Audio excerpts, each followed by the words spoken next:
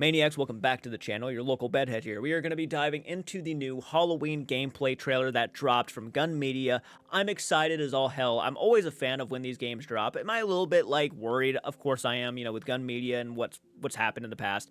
I'm a little bit worried, obviously. However, I'm always excited to hear when they're bringing out a horror movie inspired video game. So I'm curious to check this out. Hit the like button, subscribe to the channel if you're new around here. Get this video over 100 likes, and I will continue doing reactions to games like this, horror-related at least. And let's go ahead and dive into it and see what they're about to show us.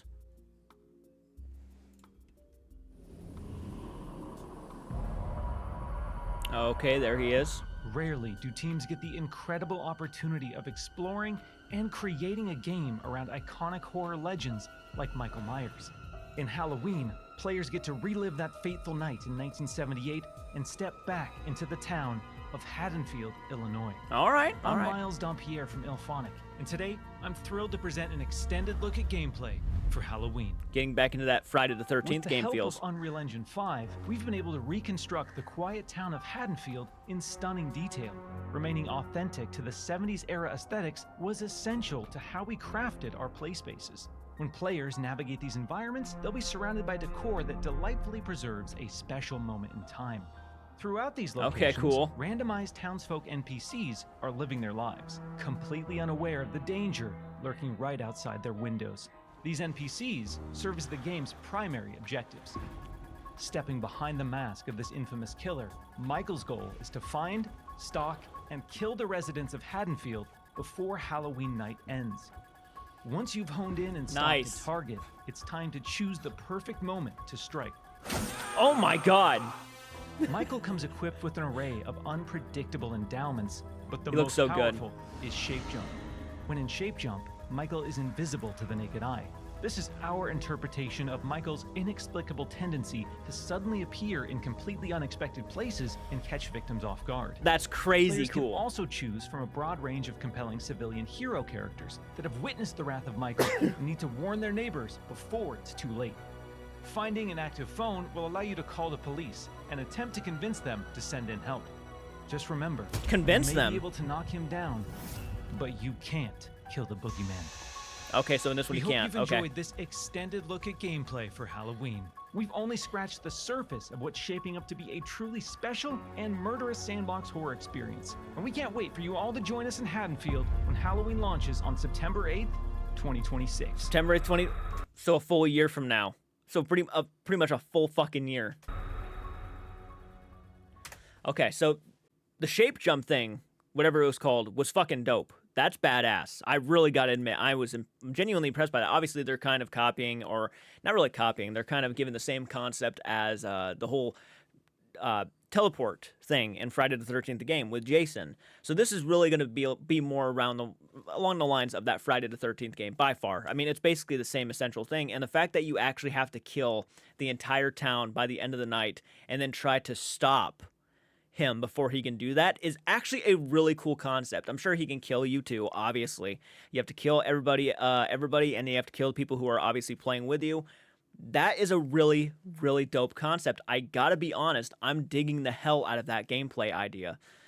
It's different, for sure, and it just sounds like a fun time. And the fact that we have a full year to even give it a try is such a bummer. I almost wish they dropped this at the halfway point. That way we know we don't have to wait so long, but the fact we have to wait 12 months until we can officially play this, a little bit less than 12 months now. Oh, that's such a and it looks great.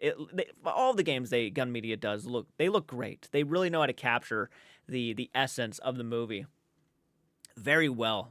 Even Texas Chainsaw Massacre, which I'm actually a fan of. I like their Texas Chainsaw Massacre game. Not my personal favorite, but it is a good time regardless. And the fact that you can get so many different characters, and you play like with 3 different other killers or 4 other killers is great, obviously.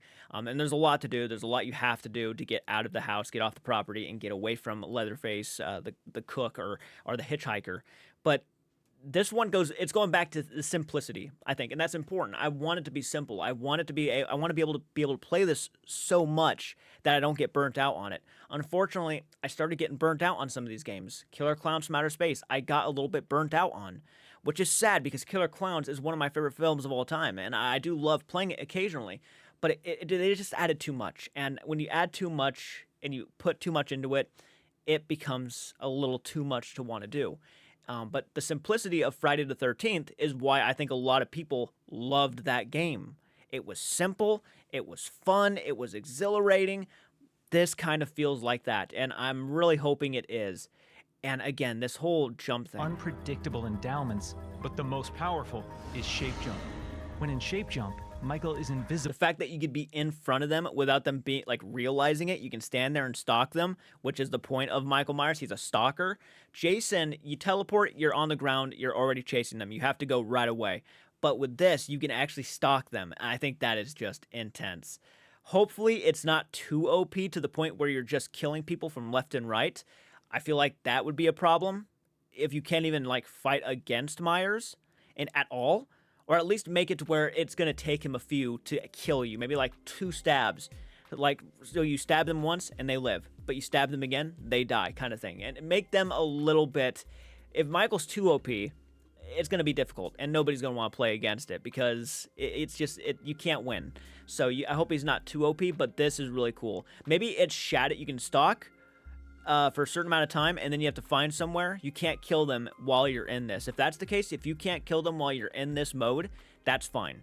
You actually have to, try to kill them in certain ways. I mean, I'm genuinely curious to see like more of the gameplay now because we got a little bit of a hint of what what we got to do, but I want more. I want more.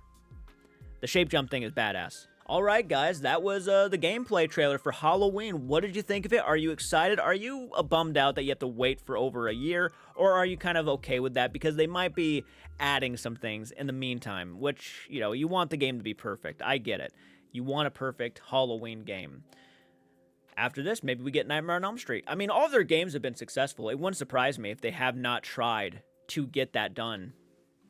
Let me know what you think.